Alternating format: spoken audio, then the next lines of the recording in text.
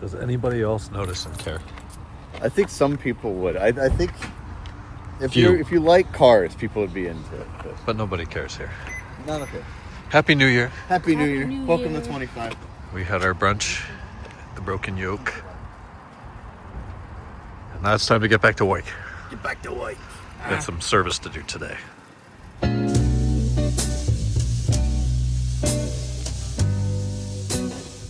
January 1, 25. We've got an M5 update today. Bit of a service.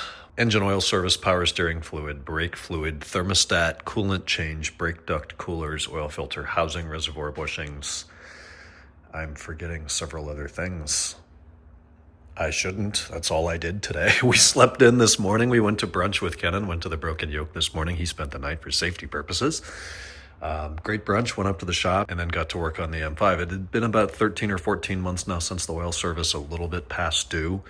Not even 3,000 miles, but just due by a factor of time. So kind of just like an annual fluid and inspection and top up, and got to look at the suspension and brakes, tires and wheels, everything's good there. Topped up the transmission fluid. Nate's already asked me, I haven't replied through text, why replace the brake ducts? Well, I had a new set, and the set that are on there, I assume are original. Those little tabs that come down and do a 90 that the belly pan screws into, those were all bent and deformed. They worked, all the fasteners were there because I replaced them about 10 years ago. But who knew this? So the belly pan has those quick release screws, and there's a total of 6 on there, but there should only be 4. The 2 that are in line, you got 2 on the left, 2 on the right, and then the back corners. The front 2 fasteners are actually supposed to be 10 millimeter bolts or screws, which I always thought was weird because the entire point of those quarter turns is to be quick and easy, one tool.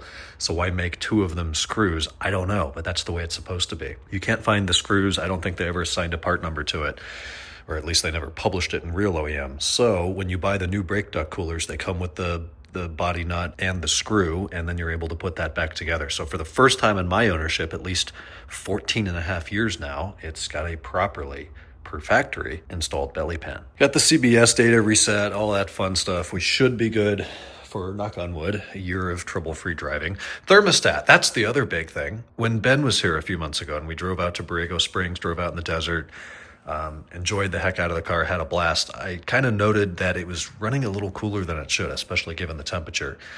And later when he was here during that trip, I was showing him the old peak reader and how you connect that to the underhood port on the 2000 and earlier E39s.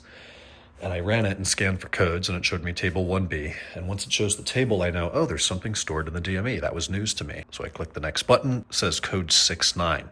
That is engine temperature implausible. So, yep, thermostat time. So it took me a few months to get to it, but new genuine BMW thermostat, the housing O-ring, all the O-rings and crush washers and stuff that you want to replace at that time.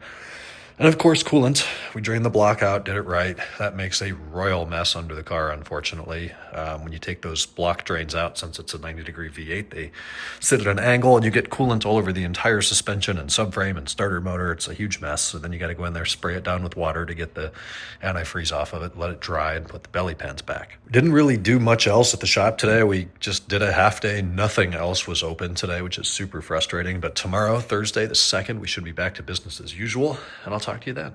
Happy New Year.